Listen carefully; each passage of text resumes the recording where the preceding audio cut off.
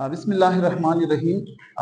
Chapter 8 का next topic tracheophytes के हवाले से, जिसमें सब क्लास टेरोप्सिडा। टेरोप्सिडा अगर हम देखें, प्लांट का एक लार्ज और एक डाइवर्स ग्रुप है। तो दिस इज द लार्ज, यानी काफी ज्यादा वैरायटी के प्लांट्स में पाए जाते हैं, and diverse group of plant. काफी ज्यादा मेंबर्स प्लांट के बिलोंग करते हैं किस ग्रुप से? टेरोप्सिडा से। टेरोप्सिडा पौधों का वो ग्रुप है जो हम कह सकते हैं कि they are found world wide. They are found यानी पाए जाते हैं कहां पे?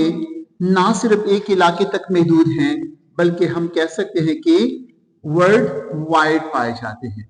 वर्ल्ड वाइड से मुराद के प्लांट का हेटेरोजीनस ग्रुप है। कौन सा ग्रुप? Heterogeneous group. तो अक्सर अगर हम इधर यानी पूरे वर्ल्ड में नजर घुमाएं तो हमें जो प्लांट्स नजर आते हैं, सारे के सारे मेजॉरिटी जो प्लांट्स हैं बिलोंग करते हैं टेरिडोफाइट से या क्लास टेरोप्सिडा से। अब इस टेरोप्सिडा के मजीद 3 सब क्लासेस बना दिए गए हैं। उन 3 सब क्लासेस में से एक का नाम है, as I already have told, एक का नाम है द क्लास फेलिसीनी। एक क्लास का नाम क्या हो शाबस? फेलिसीनी। सेकंड वन वो है जेम्नोस्पर्मी, जिसमें हम सीड वाले पौधे पढ़ेंगे जो सीड नेकेड रखते हैं, जेम्नोस्पर्मी। और the third group, more advance group, is the angiospermae. तो आज के topic main sub class pteropsida से हम एक क्लास को चूज करते हैं। Which one? The class filicinae, जिसमें जो प्लांट बिलोंग करते हैं we call them the ferns. क्या पढ़ा जाता है? फर्न। यानी आज हम फर्न वाले पौधों के बारे में डिटेल से पढ़ेंगे और फर्न में इनका लाइफ साइकिल और इनकी बॉडी स्ट्रक्चर और इनकी बॉडी की स्पोरोफिटिक कंडीशन और गेमेटोफिटिक कंडीशन के हवाले से इंशाल्लाह डिटेल होगी इस टॉपिक में। अगर हम देखें जो क्लास फेलिसीनी है, इसमें फन और बतौर सैंपल, बतौर एग्जाम्पल एक प्लांट लेंगे, वी कॉल देम द एडिएंटम। क्या पढ़ा जाता है? एडिएंटम। तो एडिएंटम या फन या फेलिसीनी तकरीबन सबके कैरेक्टरिस्टिक्स आपस में मिलते जुलते हैं, तो एक ही टॉपिक में हम इनको कवर कर लेते हैं। अच्छा, क्लास फेलिसीनी, इसमें से जो प्लांट बिलोंग करते हैं, इनकी अगर हम प्लांट का हैबिटाट देखें, हैबिटाट या हैबिटेट मीन कहां रहती है, वी कॉल देम द मस्कन, मीन इन पौधों की रहने की जगह। अगर हम एडिएंटम या फन्स या फेलिसीनी के मेंबर्स के हैबिटाट के बारे में देखें तो इनकी हैबिटाट अक्सर मॉइस्ट एंड शेडी प्लेसेस होते हैं। Moist and what? Shady places, यानी वो इलाके जहां पे साया हो और जहां पे नमी हो। तो सायादार और गीली जगहों पे इनके मेंबर्स आपको मिलेंगे। अक्सर देखा जाता है नदियों के किनारों पे या दरियाओं के किनारों पे एडिएंटम या फन्स के पौधे रहा करती है। Not only this, also present, ये मौजूद होते हैं इन माउंटेन्स, माउंटेन्स में भी, प्लस आपकी बुक में वर्ड लिखा है प्लेन्स, यानी हमवार इलाके जिनको हम मैदान कहते हैं। तो एक पहाड़ों और मैदानी इलाकों में भी रहा करती है, लेकिन वो पहाड़ी इलाके, वो मैदानी इलाके जहां पे अक्सर क्या हो, मॉइस्ट एंड शेडी प्लेसेस हो, यानी गीली जगह, वहां पे इनकी हैबिटाट या इनका मस्कन होता है। अगर हम क्लास फेलिसीनी या इनमें से फन या एडिएंटम इनकी प्लांट बॉडी को देखें तो इनकी जो प्लांट बॉडी है, ए प्लांट बॉडी इज डिप्लॉयड, यानी दोगुना या ट्वाइस नंबर ऑफ क्रोमोसोम रखती है। डिप्लॉयड को हम कैसे लिखेंगे? 2 and say a plant body is diploid and sporophytic। ये जो एडिएंटम का पौधा हमें नजर आता है या एक फल का पौधा जो हमें नजर आता है बेसिकली किस कैटेगरी में है? स्पोरोफिटिक कंडीशन में। जब भी स्पोरोफिटिक कंडीशन हो तो यहां पे हमारा डिस्कशन इनके रूट्स के हवाले से होगा। इनके रूट्स को डिस्कस करेंगे, इनके स्टेम्स और इनके लीव्स का डिटेल से स्टडी करेंगे। तो आते हैं इनकी प्लांट बॉडी को ड्रॉ भी कर लेते हैं और इनके प्लांट बॉडी के साथ साथ रूट, स्टेम और लीव्स के बारे में डिटेल भी यहां पे इंशाल्लाह मेंशन करेंगे।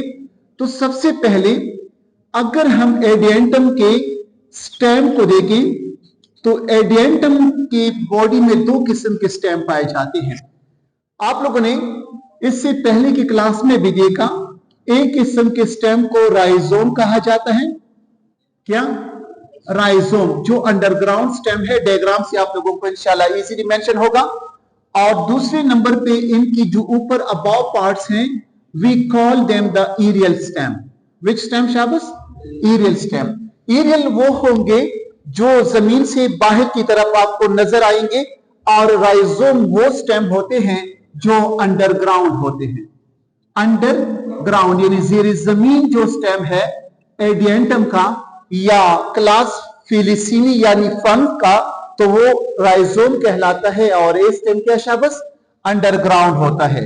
अगर हम देखें इनका स्टेम जमीन के अंदर इस किस्म का फैला हुआ होता है तो this stem is called what? The rhizome. अब ए राइजोम और यहां पे मैंने क्या शाबाश? दिस इज सॉइल और इस सॉइल से बीनीथ हॉरिजेंटल ग्रो करती है, ना कि वर्टिकल ग्रो करती है, बल्कि हॉरिजेंटल ग्रो करने वाले स्टेम को नाम दिया जाता है क्या शाबाश? राइजोम। और इस राइजोम से इनके यहां पे खास किस्म की जड़ी निकले आई हुई है जो इन राइजोम्स को यानी न्यूट्रिएंट्स प्रोवाइड करती है सॉइल से। We call them the adventitious root. कौन सी रूट्स? एडवेंटिशियस रूट का नाम दिया जाता है। यानी देखिए, ये मैं पहले भी बता चुका था, वो रूट जो स्टेम से एराइज हो, वो रूट जो स्टेम से एराइज हो, उनको एडवेंटिशियस रूट कहा जाता है। जो रूट सीड से निकल आए उनको टैप रूट का नाम देते हैं। तो इनकी रूट कौन से है शाबाश? एडवेंटिशियस रूट, बिकॉज राइजोम एक स्टेम है तो स्टेम से निकली हुई जड़ी है, इसलिए इनको क्या नाम दिया जाता है? एडवेंटिशियस रूट का। अच्छा, अब देखिए जो ब्लू मार्कर से यहां पे मैं बनाऊंगा, these are what? These are the aerial stem। एक कौन सी कैटेगरी में आते शाबाश? Aerial stem. अगर हम एक एडिएंटम के प्लांट को देखें या एक फन को देखें तो इनका जो अंडरग्राउंड स्टेम था वो राइजोम कहलाता है और जो इनके अबाउ द ग्राउंड स्टेम है, ये स्टेम इनकी फिर मजीद ब्रांचेस बन जाती है। जैसे कि आप लोगों ने देखा होगा, we call them the dichotomous branch, यानी 2 किस्म के या 2 शाखा होती है इनके स्टेम्स। अब देखिए यहां से कुछ कंडीशन इन्होंने चेंज की है अकॉर्डिंग टू द रिसर्च कि जो स्टेम इनका एरियल बन जाता है बाद में इनको शुमार किया जाता है एक लीफ में, जिसको नाम दिया जाता है किसका शाबाश? फ्रॉन्ट का। फ्रॉन्ट क्या है? फ्रॉन्ट बेसिकली क्लास फिलिसीनी या एडिएंटम के लीव्स को कहा जाता है कि अंडरग्राउंड स्टेम जिसमें से एक का नाम राइजोम, और इस राइजोम से जो निकली हुई जड़ें हैं उनको स्पेसिफिक नाम दिया जाता है एडवेंटिशियस रूट।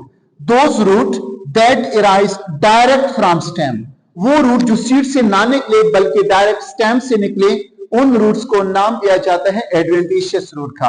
अच्छा, अभी सॉइल से अबाव का हिस्सा, सॉइल से अबाव का जो ऊपर वाला हिस्सा है, ये हिस्सा एरियल पार्ट कहलाता है या एरियल स्टेम कहलाता है। इसमें जो ब्रांचेस हैं ये मजीद डिवाइड हैं। इवन के रिसर्च के मुताबिक कहते हैं कि एडिएंटम की या फंस की लीव्स होते हैं और इनके जो लीव्स होते हैं इनके बारे में देखें डिटेल से। एडिएंटम की लीव्स बेसिकली कंपाउंड लीव्स कहलाते हैं। कौन सी leaves? Compound leaves. Question raise कि कंपाउंड लीव्स क्या है। हमारे साथ एक सिंपल लीफ होते हैं जिनका जस्ट सिंगल लेमिना हो। कुछ लीव्स ऐसे होते हैं जिनका लेमिना छोटे छोटे लीफलेट्स में डिवाइड हो। ऐसे लीव्स को नाम दिया जाता है कंपाउंड लीव्स का। और एडेंडम के कंपाउंड लीव्स को एक स्पेसिफिक नाम दिया जाता है, we call them the frond. क्या नाम दिया जाता है? फ्रंट नाम दिया जाता है। अच्छा देखिए यहां पे एक डायग्राम यहां पे मैं स्केच करूंगा। अगर हम इस डायग्राम को देखें, जब एडियंटम का, अटेंशन से यहां पे, जब एडियंटम का लीफ या यंग स्टेम जब ये मेच्योर ना हुआ हो तब तक ही अपनी ऊपर रोल रहती है। क्या रहती है शाबाश? रोल रहती है। यानी एडियंटम का जो इमेच्योर या यंग लीफ समझ लें, ये क्या करती है शाबाश? और रोल अपॉन इटसेल्फ, खुद के ऊपर क्या करती है शाबाश? रोल कर चुकी होती है। इस प्रॉपर्टी को, इस कंडीशन को नाम दिया जाता है सरसिनेशन। व्हाट? सरसिनेशन। देखिए सीन रे सीन, सरसिनेशन। सरसिनेशन से मुराद कि जब फ्रंट या जब फिलिसिनी या एडियंटम का लीफ क्या हो शाबाश? यंग हो तो ये अपने ऊपर रोल करती है। जब ये मैच्योर होती है तो अनरोलिंग स्टार्ट होती है। क्या हो शाबाश? अनरोलिंग तब स्टार्ट करती है। अनमेच्योरेशन, जब इनकी क्या हो? मैच्योरेशन हो, they unroll. They do what? Unroll their leaves. अपनी लीव्स को क्या करती है?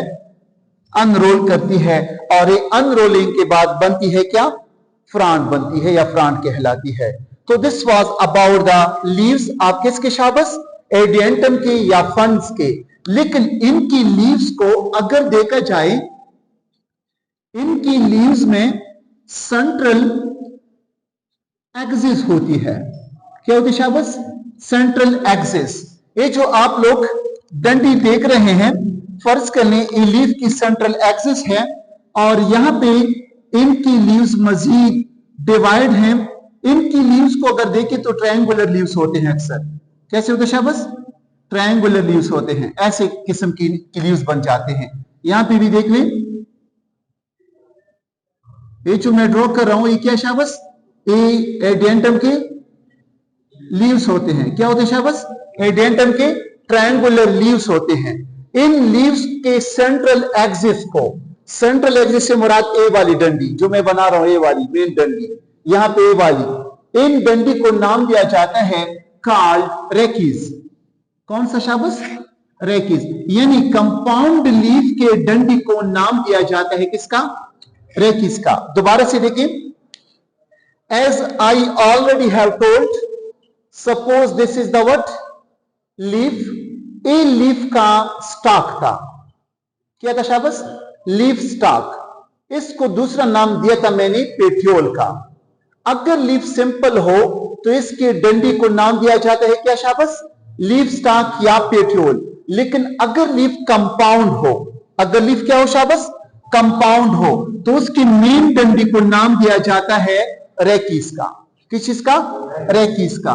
तो यहां पे हमारे साथ इन लीव्स के क्या नहीं होते? पेट्योल नहीं होते, बल्कि इनकी लीव्स के मेन डंडी होती है, उसका नाम क्या रखा जाता है शाबाश?